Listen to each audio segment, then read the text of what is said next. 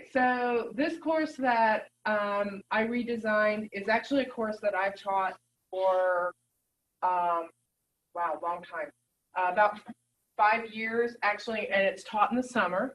It's a graduate level course, and it's a course about teaching evaluation. So evaluation strategies for nurse educators, which was very odd because as I'm doing the course, I'm like, they're going to be critiquing my course for everything that I'm telling them they should be doing. So if I'm telling them they should be doing it, I need to make sure that I'm really doing it myself. So it was kind of like, there was a lot of times I was like, am I the teacher or am I really the student here? I don't really know. So that's what the course is. And my course is very similar to yours as far as the design. This is something that Larissa and I talked about as far as what's the best way to structure this. And I know for AP, they use the weeks over here, and I really liked that. And we decided that 10 weeks was probably the max you could probably do over there. But I still liked it because it was right there at their fingertips. So I too have the start here, which I'm already on there. I have a welcome video that I actually have recorded and already posted, so that's on there. The syllabus is on there. The course calendar is on there. And then I actually went ahead and posted my course mapping worksheet. And again, I did this specifically because of the course is about teaching evaluation. So this is a good way to give them an example of how to tie everything together. So that's my Start Now page, and I don't want to go to week 9 yet. I want to go to week 1. There we go. All right, so here's my week 1.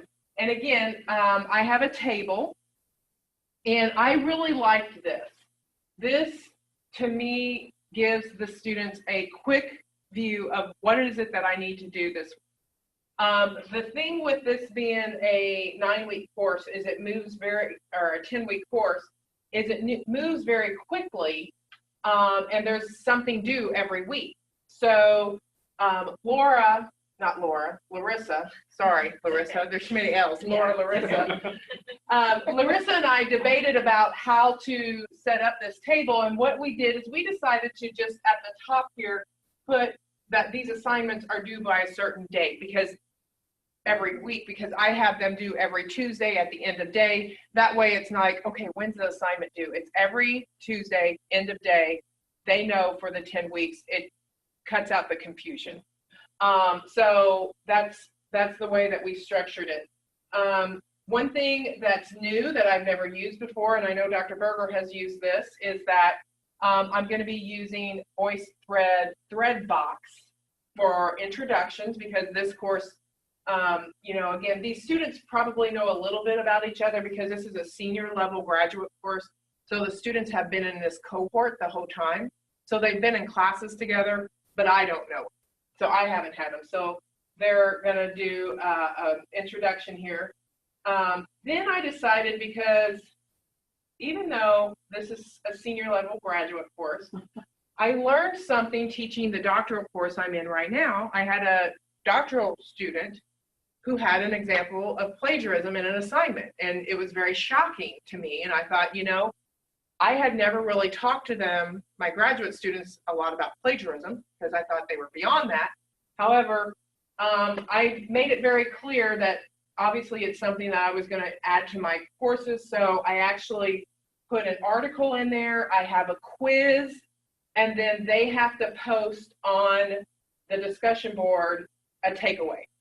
Now, one of the aspect I'm most proud of, this is going to be really, really like crazy, but I've taught for almost 14 years and using Blackboard. I didn't know you could do a direct link to a discussion board, so I was extremely excited about it. I'm like, how did I not know that? So I have my discussion boards where if they click right there, it takes them to the discussion board and they can post. So that's how my weeks are set up.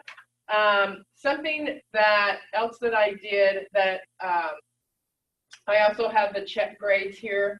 But one of the things that I'm going to do, and I think it starts in week 3 perhaps. here. I actually have the students, yes. In week 4, I have the students select a peer, and that peer is going to be their student peer reviewer for their paper, which is their bigger paper, and then also that's their peer partner that's going to do their exam question analysis. So that's my way of hitting the quality matters, where you have students kind of give feedback on, and it also, for another reason, is because again, the students in here are going to be nurse educators or be, educators in some capacity, whether it's in practice or in a nursing program. They need to start learning how to give feedback, and it's something that as nurses we're really bad about. And so this is an opportunity for them to practice that skill of giving good constructive feedback to a student peer. So that's something that I really like, that I'm really proud of. So that's a component. One of the other things that I have that's very similar to what you have is I don't have it embedded in the week, but in my discussion board, I have a course questions thread. And the reason why is because, like you, I don't want to be tied to the class 24/7. And often when the students are posting questions, it's later in the evening because they work, then they're doing homework in the evening or on the weekends when I may not be on the Blackboard. So often the students will post a question here and then other students can answer it before I even get on here. But also I can subscribe to that, and then when a question is posted or anything is posted in there, it gives me an email and I can see it right away.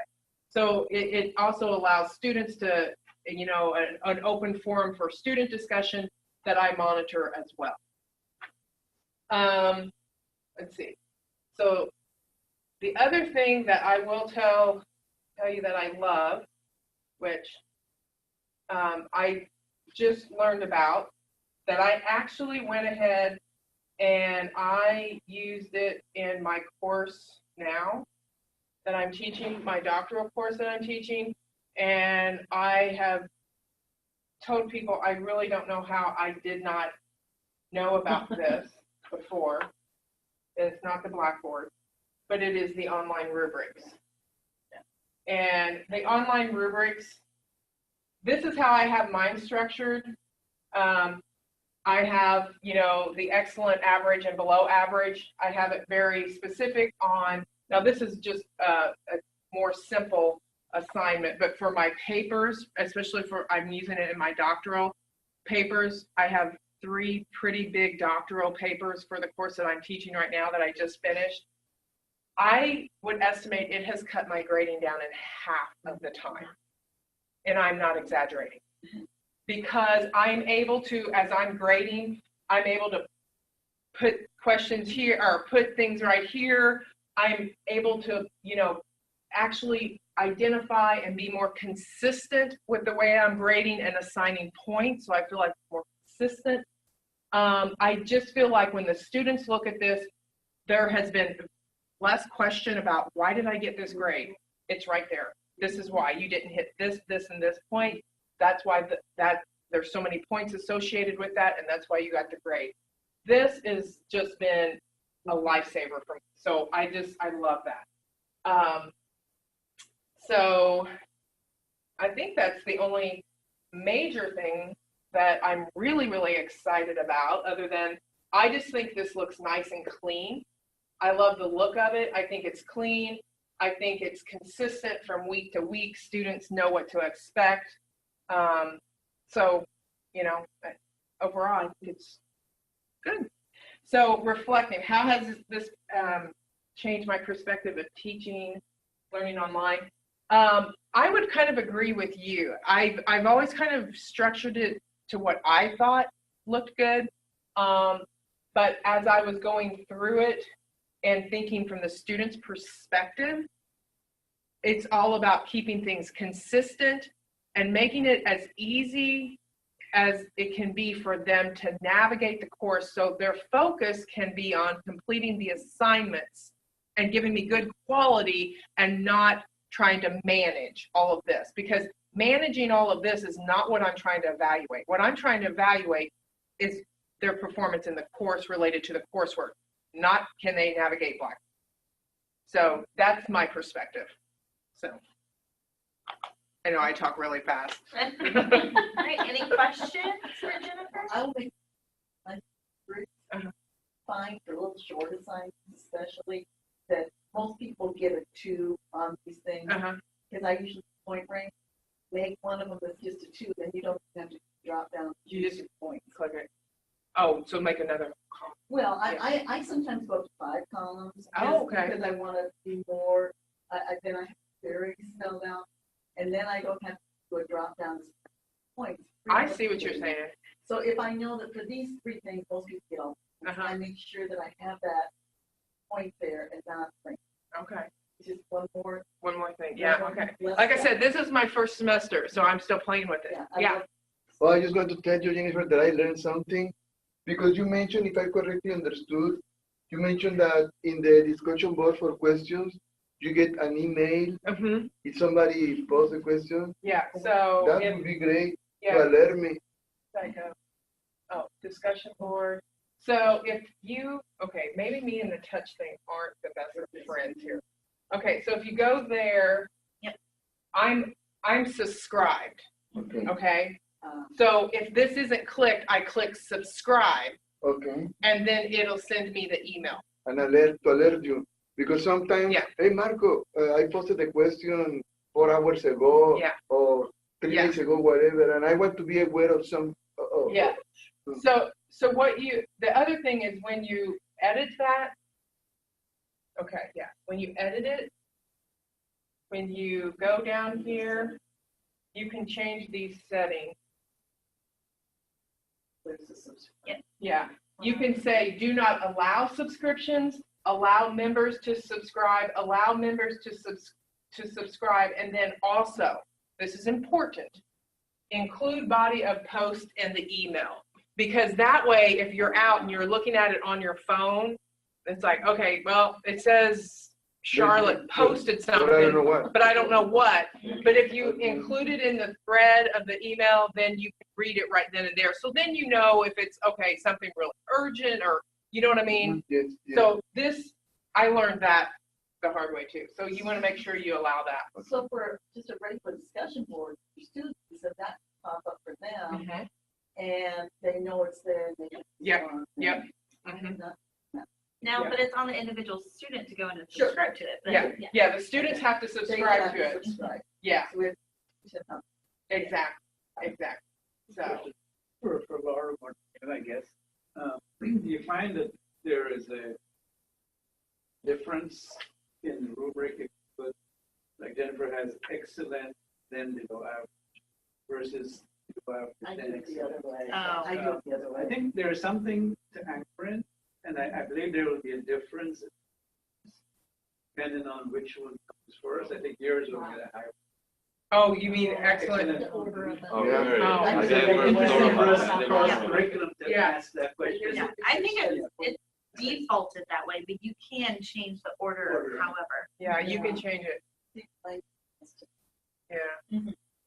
I'm just curious as to what we'll see, but I think I didn't do it purposefully. I would like to say that there was some kind of theoretical framework behind that, but I'm too honest. I just the top fell.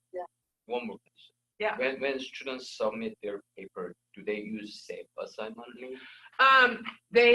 This semester I had a safe assign link for them to check it first. Okay.